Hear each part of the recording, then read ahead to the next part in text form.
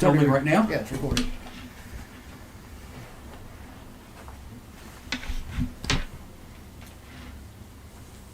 Welcome to another exciting edition of the Jack and Bill Show. I'm Jack Ditt, the founder of Eagle Financial. Really? Yes, I am. You've grown a lot of hair. Don't pet me. It's a pet peeve. I'm Bill. I'm Wesley.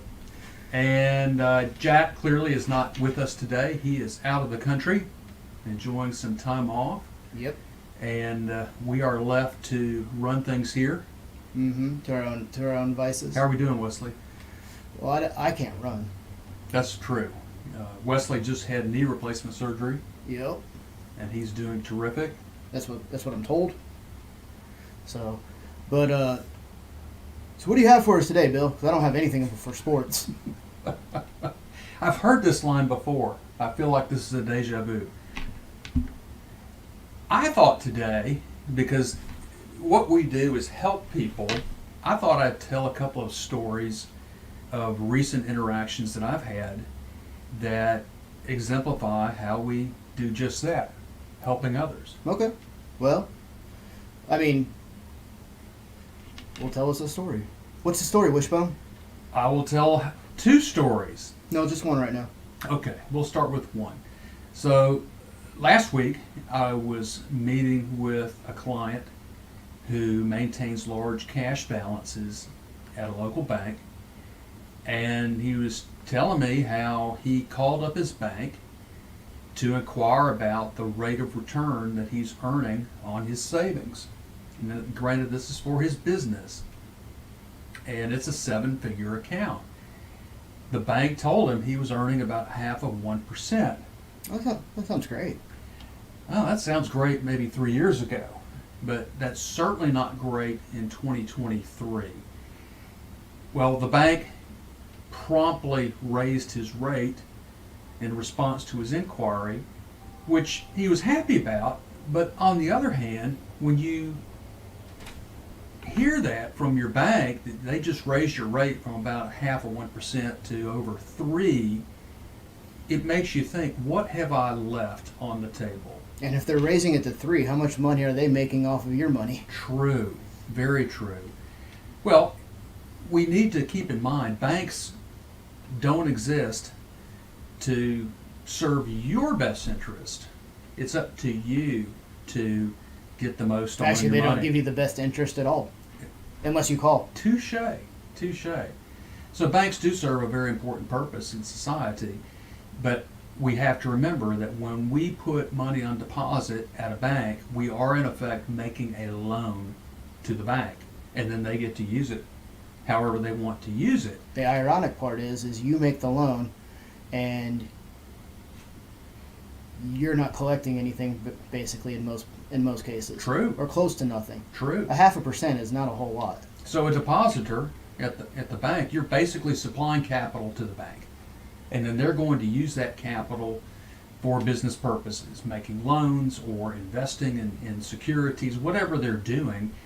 But if you're only earning 0.5%, clearly you are not being paid, and you're not being paid for the risk. No. We take for granted that commercial banks in this country are FDIC insured, but wasn't that long ago there was no FDIC insurance, and people could and did lose money on deposits that they put with the bank.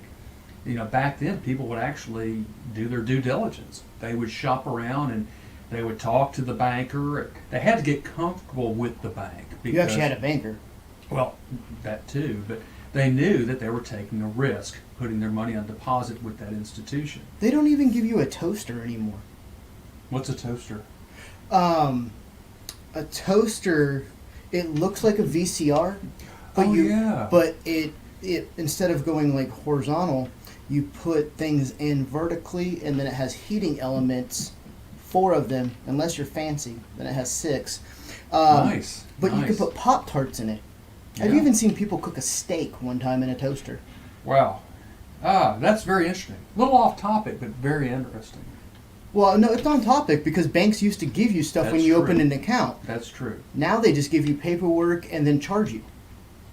for your balance. Well, that's right. And I'm not going to get under that soapbox. But so anyway, nowadays people take for granted that all the banks are FDIC insured, and they don't have to be concerned with credit worthiness of their financial institution. Okay, but you still need to be compensated for what's in effect a loan that you're making to your bank. Right now, cash yields are very, very high, and I can buy a money market fund that's yielding over 5%. I can buy a treasury bill, 3 months to 1 year treasury bills yielding 5.4%. Can you find a treasury, John? No. Okay. So these treasury bills, these are U.S. government obligations. They are very, very liquid. Treasury bills are one of the most liquid securities in the world. It's full faith and credit of the U.S. government. And also these securities are exempt from state income tax. So you get the highest credit quality, no state tax on the interest that you're earning, and it's yielding more than the national average of CDs, which is about 1.6% for a 1 year CD. To me, that's a no-brainer. People still use CDs? Yes, absolutely. In fact, we buy CDs. Here's the difference. Well, I mean, yeah, that makes sense that we buy CDs. The CDs that we buy, and we look at all of these securities when it comes to cash and managing people's cash, because that's a strategy that we do offer, is cash management, and we charge a nominal fee for that, and the objectives are preservation of capital, liquidity, and yield better than what you'll get parking money in the bank. And so T-bills are one of the securities we look at, money market funds, and yes, we also look at CDs.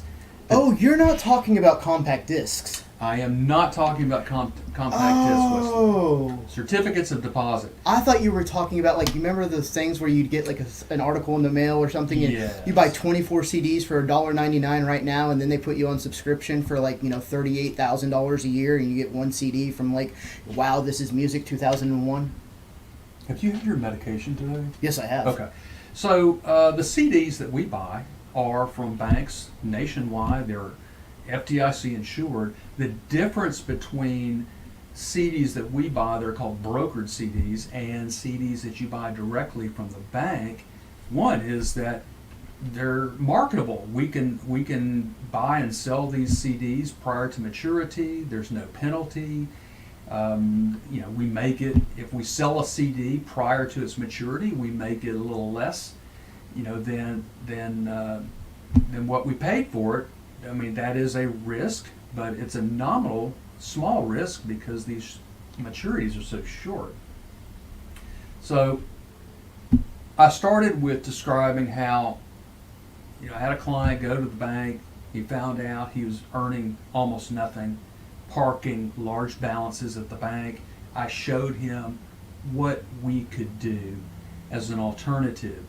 And you don't have to have a lot of money to do this. It's your money, and you should make it work for you. I mean, he honestly could have just put it in a mattress. Sure. I mean, absolutely. May have found more afterwards. I don't know. But if you can earn 5% plus on cash, do it. These cash yields will not stay high forever. It was only a couple of years ago that we were at zero, effectively, on the Fed funds rate, which is the rate that all these short-term cash yields are triggered off of. It's the Federal Reserve that sets that Fed funds rate. So it took the Fed funds rate from zero to where it is today at about 5.25% to 5.5% in about a year and a half. And it did that to combat inflation. So once the Fed is comfortable that it's combated inflation, and we are seeing a downward trend on inflation, I fully expect, as everyone else out there does too, that the Fed will start cutting that rate, and we will start to see yields on CDs and T-bills and other cash-like instruments come down. So take advantage of this. I was just thinking as the world turns. As the world turns, yeah. What about this other story? This other situation? This other story, really, it motivated me, and Here's the story. So I'm meeting with someone. It's a business lunch. We're at a local restaurant, and I'm going through some investment fundamentals, and I have my pie charts and different things, and we're going through that together. And But no pie. but no pie. No, That's crap, Bill. sorry. How are you going to drag a client into the heat of Louisiana, of Shreveport, Louisiana, and not offer them pie? I thought you were here in the service industry. That's a disservice to our clients. I'll give a shout out to a local restaurant, Jacqueline's. They are offering free pie with purchase of a meal. Wow. Yeah, how about that? Hopefully it's cold pie. I have no idea. Do you want to hear the story or not? I just like to provide entertainment. Oh, okay. I So threw the world anyway, over there for you. appreciate that. You're welcome. So anyway, a young restaurant employee comes up to the table, and clearly he's very interested in what we're discussing, and he must have overheard something I said, and he's like, "Hey, are you guys talking about investing?" I said, "Yes, we are." And he goes on, he's like, "I really am interested in this, and me and my buddy, we want to get started." And I could have just said, "Yeah, okay, whatever. Just you're interrupting our meal and bye bye." But no, this guy was sincere, Yeah. and it just pulled on me. I really wanted to help him, so I gave him a card, and I really do hope that he calls me, because I would like to educate him and help him get started. There's a real need for that today. And even if we just talk about financial literacy, right, just this bigger umbrella of financial literacy, it's something that we do not teach our children in schools. Mm-hmm. We teach our kids a lot about a lot of things, but we don't teach them financial literacy. So topics like financial literacy or morality or patriotism, things like that, it's parents, guardians who take that responsibility on. So how are we doing as a nation? Well, studies show that about 60% of Americans live paycheck to paycheck, and also about 60% don't have the means to cover even a $400 emergency. So I would say we're not doing a good job teaching our kids financial literacy. Yeah. We can do better. And I would love to sit down with this young man and lay a foundation. This is why it's important to save. This is why you defer consumption today and you save and invest for the future. And it doesn't take much. Yeah. I mean, what would be obviously you just gave kind of a piece of the pie, no pun intended, to our audience that's watching. But what is, like, let's say hypothetically you have somebody that's watching right now. They are working a full-time job and they are living paycheck to paycheck, which is, like you said, that's, vast majority. It's a reality. 2/3 of people are. But what would be like the first step for somebody to in the direction of creating a rainy day fund or an emergency fund? Because right now, I think more people are living on credit cards right now than they are probably on their paychecks. That is so true. And if you're living on credit card debt and you're carrying balances every month, that is a hole that keeps getting deeper and deeper. Mm-hmm. Because you're probably paying 25% interest, and it's compounding on a very, very short frequency. So it's rigged. Well, I say it's rigged. It's all disclosed, but it's rigged to keep you in the debt hole. So you don't want to continue doing that. I think the first thing to help someone with a savings/investing plan is to educate and change the mindset. Change the mindset of, I can have what I want right now and I'll just borrow using credit cards to get what I want. I'm not going to delay that gratification. That's the first step. It's instilling that discipline. I think another area of changing the mindset is telling people that they cannot be dependent on others. They have to do things to help themselves. What do you mean by that, Bill? Well, so many of our citizens are dependent on government. And this is not a knock on people's situations or the role of government. This is not a political statement. It's just a fact that we have a huge entitlement system in this country that is being paid for by taxpayers and debt. So it's not just individuals that are sustaining their lifestyles with debt. It's the U.S. government. Yeah. We take that for granted. As the head goes, the body goes. Exactly. And so our U.S. government, can continue doing this for only so long, and then we reach that moment where things have to change. Taxes have to go up appreciably, and/or we have to cut back on expenditures. And there's only so much we can cut because discretionary spending is such a small part of our federal budget. So we have to start looking at entitlement spending. So in essence, what you're basically saying is you can owe somebody money for a certain period of time, but it's going to reach a point where somebody comes in with a baseball bat and invites you to sleep with the fish. Yes. In a manner of speaking. Yes. Metaphorically speaking, because you get into this snowball effect of debt, and so you borrow to get out of the debt, and now you owe someone else money. You're robbing Peter to pay Paul. Yes. And then but Peter gets jealous, and now Peter and Paul are coming at you, and they're like combined, and coming at you. Hey, where's our money? You got money for a fake mustache. Where's our money? So my point is that we need to be providing for our own selves. Okay, you can't be dependent on other people. Now there are situations that people find themselves in where they are in need of help from others, but help from others really should be temporary. Idealistically, or I should say ideally. Yes. It should be temporary, just to help you get up off your feet, but it shouldn't be permanent. And so, first step, change the mindset. You take responsibility. Ownership. You take ownership. And you make the choice. Yes, I'm going to work. Yes, I am going to delay instant gratification so that I can start planning for my future.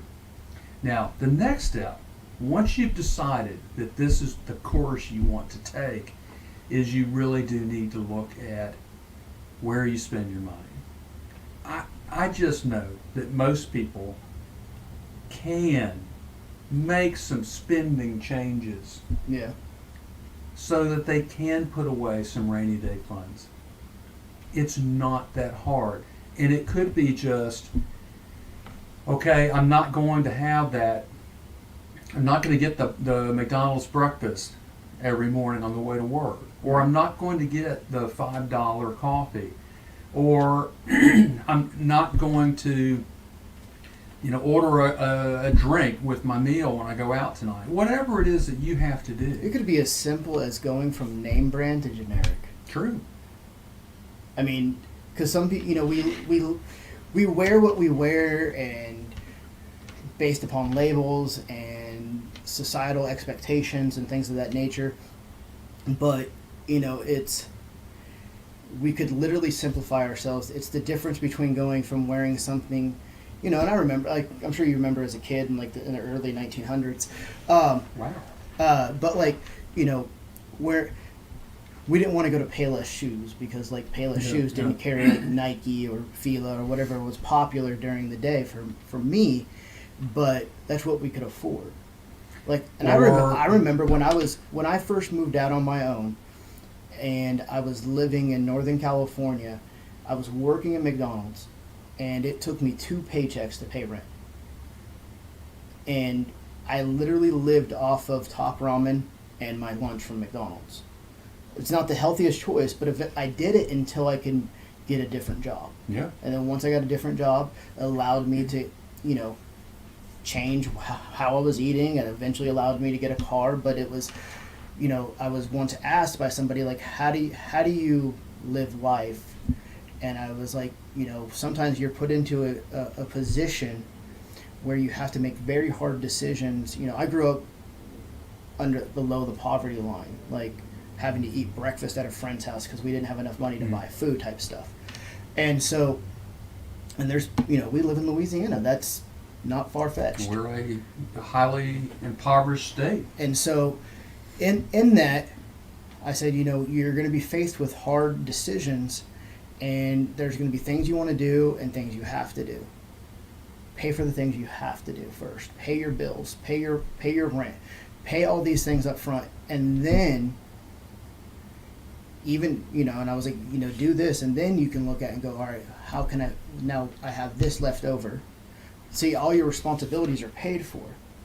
And then I was like, then you can go grocery shopping and figure out, because then you're not buying your high-end products, but you can still eat and off of what you have, and you realize you don't need to go out to eat and all these different things, and it's just making hard decisions. Yeah. When you save, you are paying yourself. Mm-hmm. So if you have credit card bills, well, you're paying that credit card company. Why not pay yourself?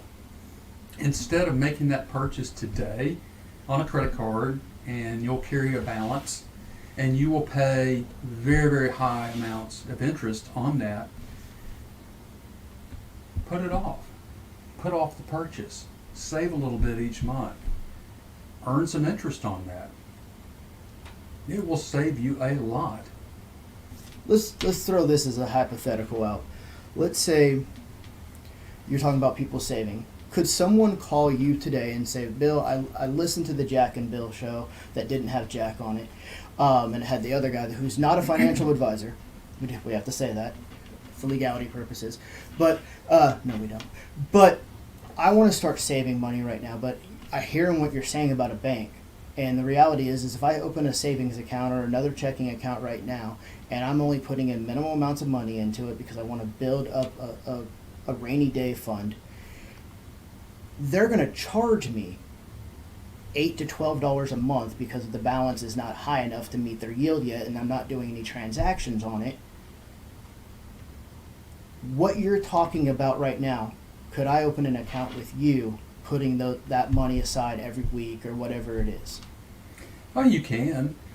Or you can just do it yourself. I mean, Yeah. I would encourage anyone watching who just wants to get started putting away some money for savings. If you have a computer, if you have access to the internet, and You don't even need a computer if you have a phone. well, I mean, you can open up an online account, an online bank account. You can capture almost 5% in an online bank account, or open up an online investment account and buy a money market fund. Just do it like that. If you just want to get started and you don't feel the need to hire an investment advisor or financial advisor to help you, you can still do that. As our president would like to say, yes, you can. Huh? I guess you haven't watched many interviews of our president lately. I When he don't. wants to make a point, he gets close to the mic and he whispers. I don't watch TV. Oh. So, I just wanted to share, those two stories. I think people look at financial advisors and think that we're all about ourselves. No, we're not. We're really about serving. We are in the service industry. We want to help people. And there's a lot of different ways we could help. And managing cash is one of those ways we can help you. Give us a call. Yeah. Or go online, eaglefms.com, or you can call us. So, anything else? Sports? No. Lunch? Yes. All right. Toodaloo. Take care. Make good decisions.